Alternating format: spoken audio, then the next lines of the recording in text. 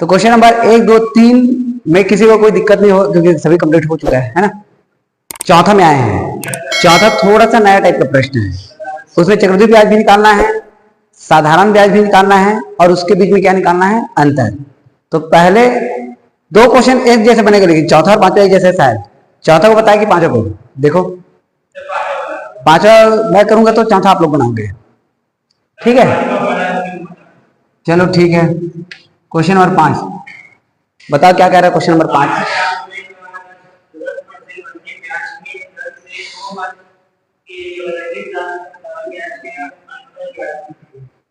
तो कितने रुपए जमा किए उन्होंने, मतलब मूलधन का काम कौन करेगा,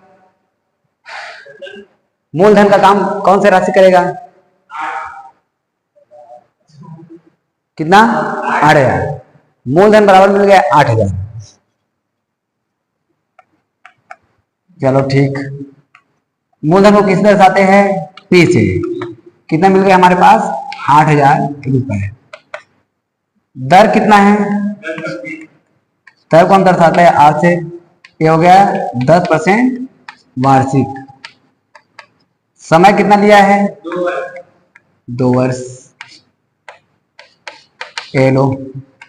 और हमको क्या निकालना है, चक्रवृद्धि ब्याज और साधारण ब्याज में अंतर। बल्कि प्रश्न में चक्रवृद्धि ब्याज और साधारण ब्याज में अंतर बोला गया है, लेकिन जब आप प्रश्न को हल करोगे उसमें कौन ज्यादा दिया है, चक्रवृद्धि ब्याज ज्यादा दिया है कि साधारण ब्याज। तो जो राशि ज्यादा रहेगा उसमें कम वाले को क्या कर देना है, घटा देना है। तो पहले ध्यान समझ लेना कि ज्यादा कौन आ रहा है, चक्रवृद्धि ब्याज आ रहा है कि साधारण ब्याज, ठीक है। तो देखो हमको निकालना है चक्रवृद्धि ब्याज और साधारण ब्याज में अंतर।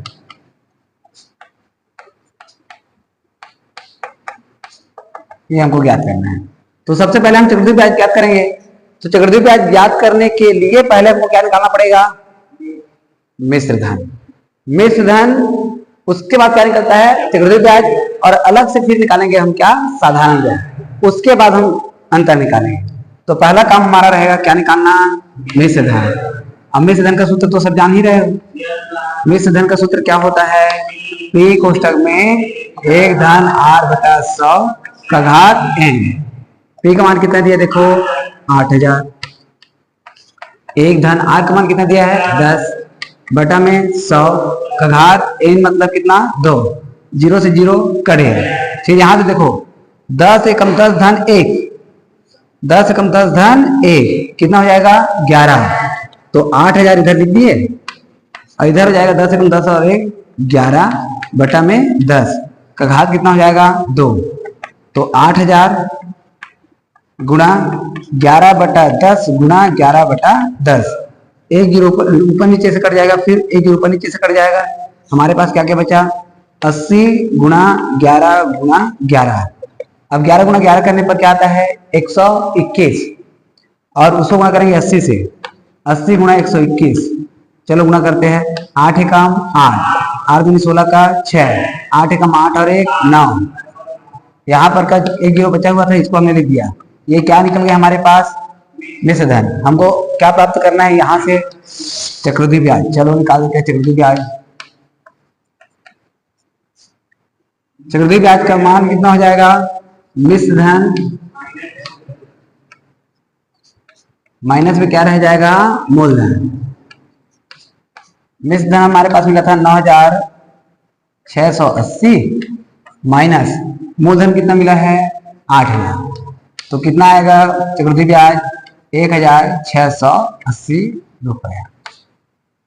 हमको अभी प्राप्त हुआ है केवल और केवल चक्रवृद्धि ब्याज। हमको अभी और क्या निकालना है, साधारण ब्याज। चलो भाई देखते हैं साधारण ब्याज कितने निकलता है। साधारण ब्याज का सूत्र क्या होता है, P गुणा R गुणा T बटा में 100।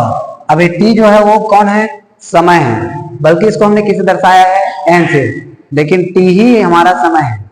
चाहो तो आप उसको T दर्शा सकते हो, चाहे तो दर्शा सकते हो n। तो यहाँ पर हमने P का मान रख दिया कितना, 8,000 गुणा R का मान कितना हो गया, 10, T का मान कितना हो गया, 2 बटा में हो जाएगा कितना, 100। 0 से 0, 0 से 0 कर गया, 8 दूनी 1600। अच्छा साधारण ब्याज कब निकला, कौन निकला जाता? चक्रवृद्धि ब्याज। प्रश्न में क्या बोला है? चक्रवृद्धि ब्याज और साधारण ब्याज के अंतर बोला है कि साधारण ब्याज और चक्रवृद्धि ब्याज के अंतर बोला है? हाँ, अब यहाँ पे ध्यान देना है कौन ज्यादा आ रहा है ना, चक्रवृद्धि ब्याज आ रहा है कि साधारण ब्याज ज्यादा आया? तो इसको जो ज्यादा है उसके अकॉर्डिंग लिखेंगे, ठीक है। चक्रवृद्धि ब्याज माइनस साधारण ब्याज, तो चक्रवृद्धि ब्याज कितना आया था? 1680 माइनस साधारण ब्याज कितना आया था? 1600, तो अंतर कितना आ जाएगा हमारे पास? 80 रुपए। ये हो जाएगा आंसर। 10/100, हाँ 10 से कम 10 10 हम 100 भी करते तो नीचे 10 ही आता, फिर 10 से कम 10 और 1 11 ही होता। Same to same process. जब ऐसे जीरो वाला स्थिति आया ना तो पहाड़ा पड़ने के बजाय 0 0 सीधा काटना, 10 से कम 10 10 दाम 100 या 8 दाम 80 ऐसा वाला स्टाइल में नहीं करना। आप सीधा ऊपर का 0 नीचे का 0 काट देना। अब यहाँ पर अब 10 से कम 10 10 दाम 100 फिर ऐसे पढ़ोगे क्या पहाड़ा? सीधा से 0 0 0 0 ऐसे काटो, ऊपर नीचे से डायरेक्टली जब 0 0 कट रहा है तो वो काटना है, न कि आप पहाड़ा पढ़ के करोगे। ठीक है, अब हम देखते हैं क्वेश्चन नंबर 6। छठवां से लेके आगे इधर जो क्वेश्चन है ना, आपको यहाँ पर अब कंडीशंस मिलना शुरू हो जाएगा। कंडीशंस कहने का मतलब ब्याज की गणना तिमाही है, ब्याज की गणना छमाही है, तो उस स्थिति में समय को 2 से गुना, 2 से भाग, 4 से गुना, 4 से भाग करने वाला जो क्वेश्चन लिखवाया, फॉर्मूला लिखवाया ना, अब वो अप्लाई होने वाला है। तो प्रश्न को पढ़ने पर आप ये ध्यान से समझना कि ब्याज की गणना कैसा संयोजित किया जा रहा है, तिमाही संयोजित किया जा रहा है कि छमाही। ठीक है, तो देखो क्वेश्चन नंबर छठवा में क्या बोला देखो,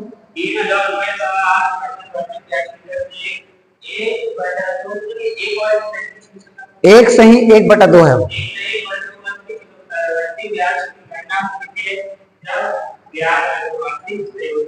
देखो ब्याज अर्धवार्षिक संयोजित हो रहा है, मतलब समय को करेंगे 2 से गुना और दर को करेंगे 2 से भाग।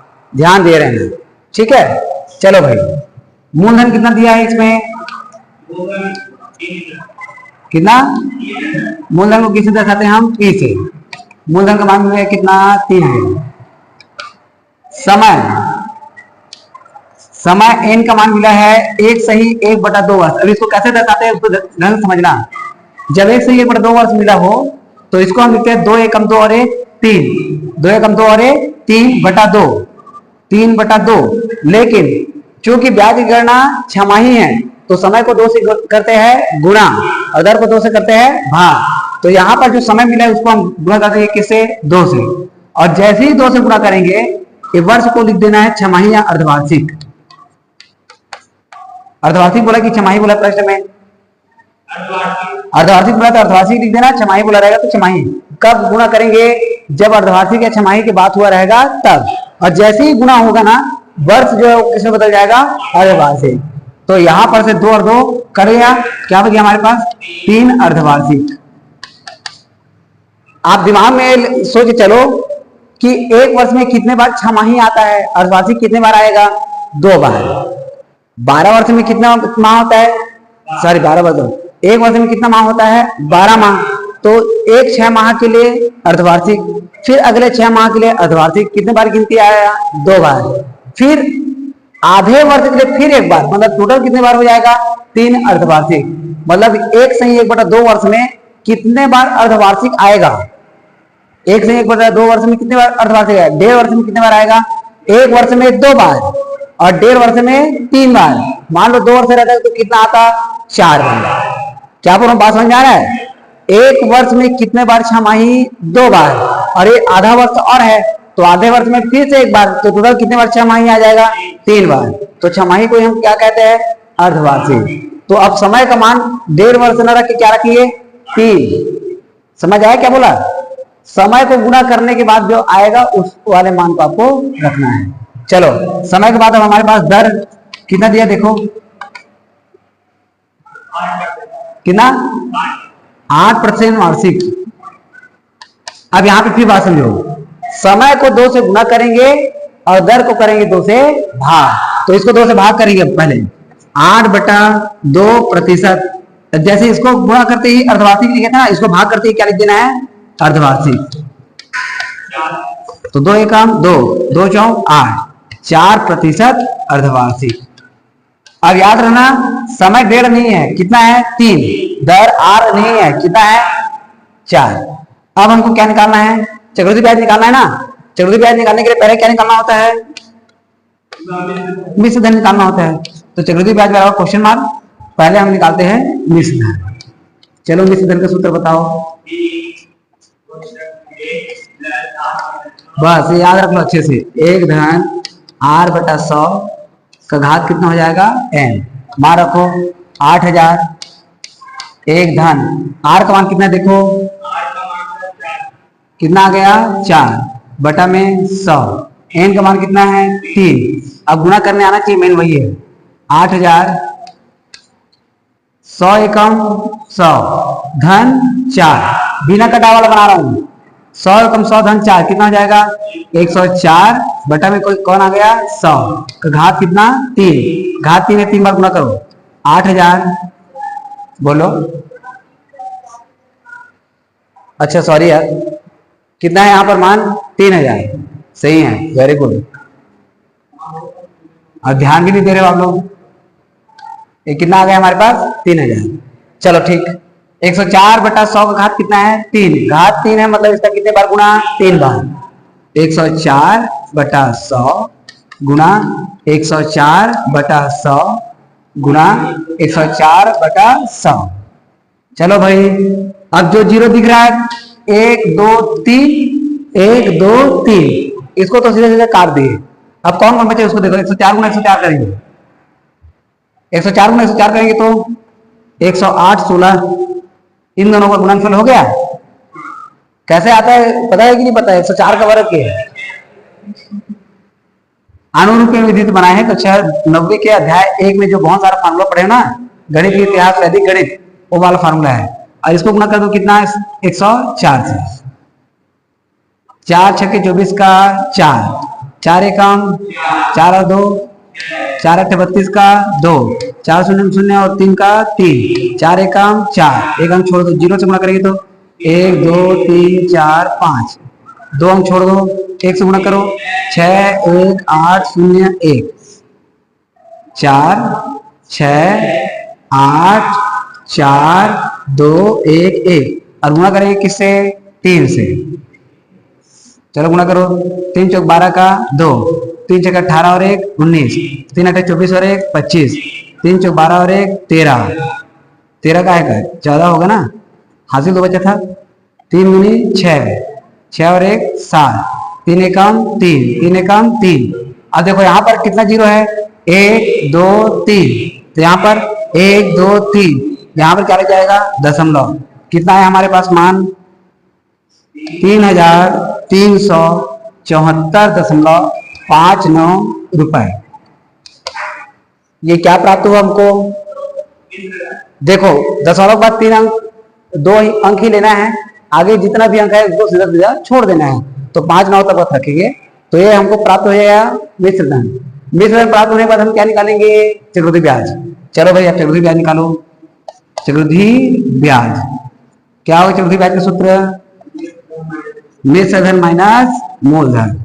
चलो भाई बताओ कितना है 3374, कितना आ गया 0.59 माइनस कितना हो जाएगा यहाँ पर 3000, तो कितना आएगा 374.59 रुपए। यह है हमारा आंसर। यहां पर नया चीज क्या हुआ, कुछ समझ में आया। नया चीज ये हुआ है कि समय को हमने किससे गुणा किया 2 से। मान लो तिमाही रहता, ब्याज की गणना कैसा रहता तिमाही, तो आप इसको किससे गुणा करते 4 से, और इसको किससे भाग करते 4 से।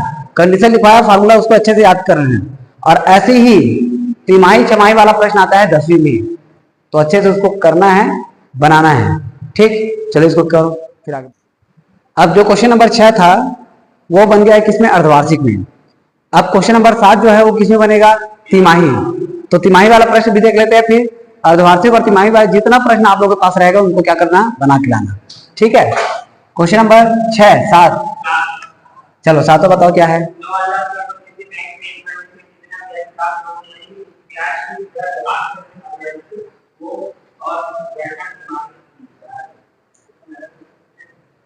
समय कितना दिया है?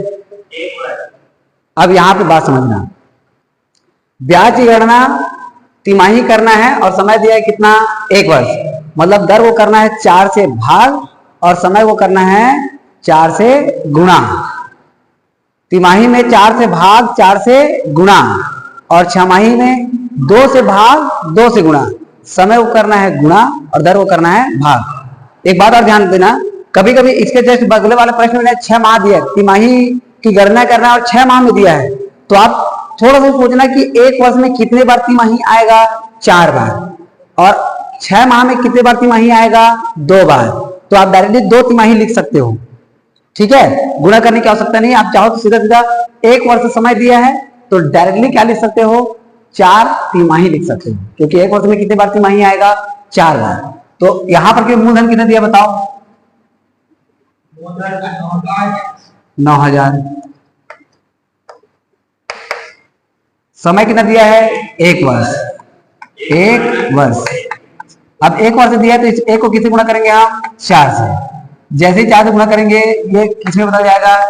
तिमाही में। तो 4 एकम 4 तिमाही। अगला बताओ क्या दिया है?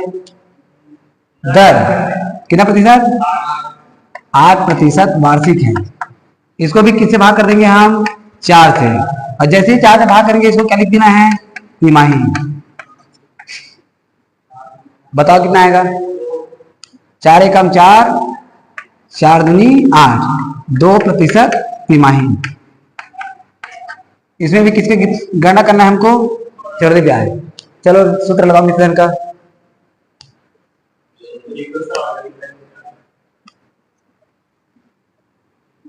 मान रखो पी का मान कितना है? 9,000। एक धन आर का मान कितना है?